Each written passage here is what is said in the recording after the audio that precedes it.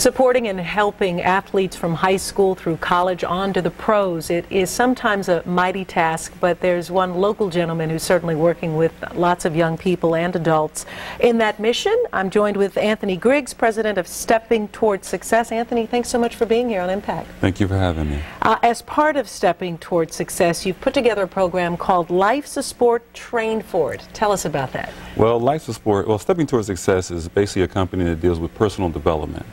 And in that personal development, there's a program that I developed called Life's a Sport, Train for It. Through my years of coming through high school, going to college, and even being in the pros as a player, and also as a director of player development, working with players in school and personal things, I saw that there's a need to really, before they get to the pros, before they get to college, to have in place for them a way for them to make decisions based on references that they may get, but also to give them options. What happens is, for an athlete, they become good. They have a really high skill level in a sport, higher than their peers, and that's what people sort of zoom in on. And what happens is they aren't making decisions on any other subjects, and the options aren't really put to them except in the sports field. And so I've taken it as to show them that there are options out there. And I broaden that out to be something not just in sports. There are 6 areas that an athlete trains in, but there are 6 areas that I have applied these training aspects to people's lives. Okay, the skill, the endurance, the speed, the weightlifting or conditioning, and the diet and your rest. For instance, diet, people look at athletes and they think of what you eat and the nutritional value and the vitamins and minerals. But diet is really what is in your life that gives you energy. What do you read? What do you listen to? What kind of self-talk do you have to yourself? What kind of talk is being put into your mind? What are the coaches talking to you about, your parents, what have you?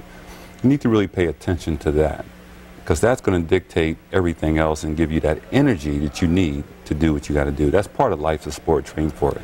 Absolutely, and when you talk about conditioning on the field, it is so vital to talk about the conditioning off the field and what one is doing with your mind, your energy, your social life, your surroundings. And as you put it, this Life's a Sport, Train for It helps to take those things that they're learning on the field, skill, endurance, conditioning, diet, and then they serve as almost acronyms, if you will, for off the field, as you put it. You talked about diet. What about endurance and speed? How does that correlate? Endurance is, well, they go in that order. The first thing that an athlete is going to look to be working at is his skill level. That's why I mentioned it first. Skill is the determination of, are you good at this particular sport, what have you. And the same thing in life.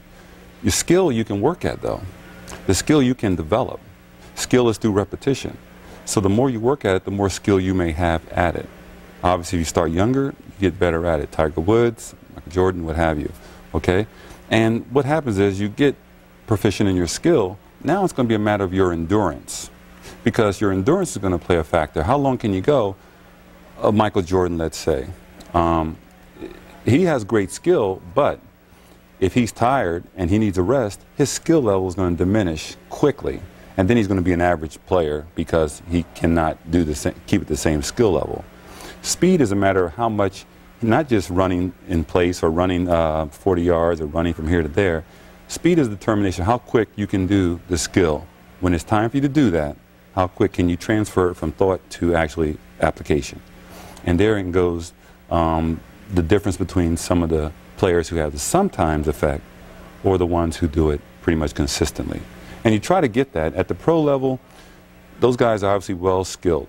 Okay, they have well endurance, speed, they have they already have a whole package pretty much. What I try to do is try to take that package and get it at the high school level, and not just in the sports arena. Trying to get young people, athletes, if they're athletes, great, but if they're not, still get them into a learning and a personal development plan so that they can get into money management, time management, stress management, get them on a path of goal setting, goal achievement, and giving them options as to getting prepared for college, taking ACTs, taking SATs. Anything that's the weakness, let's try to work at that. Anything that's a strength, try to play on that. And that's how you get into a personal development plan starting in the 9th grade. It's so important because many of these young people have fabulous coaches who help them on the field, and they bring their talent to the field in whatever arena we're talking about, basketball, football, what have you. But as you point out, off the field, off the court, these other issues are tantamount to success because you won't play ball for the rest of your life. That's and right. if you're not preparing for that time off the field while you're on it, then when you're done with it, sometimes it can be a crash landing. You ought to know in that you played for the Eagles, you played for the Cleveland Browns, you in fact were named Man of the Year with the Eagles, and then spent time with the Pittsburgh Steelers working with the athletes there. And so we're talking about years of working as a professional athlete, and then time off the field working as mentor and coach, and then even receiving a master's degree in education that now relates to this. And so with all of that said, how successful are the kids who graduate from your programs? It all depends on what they're looking to get out of the program. And what I do is try to sit down with them and give them pretty much a clear picture as to what the program's going to entail, what we're going to be doing.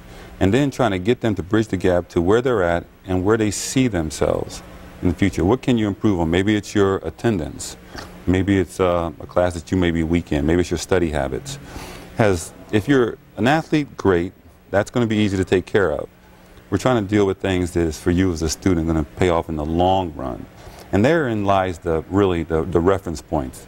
You try to get them off of the short-term decisions onto the long-term decisions.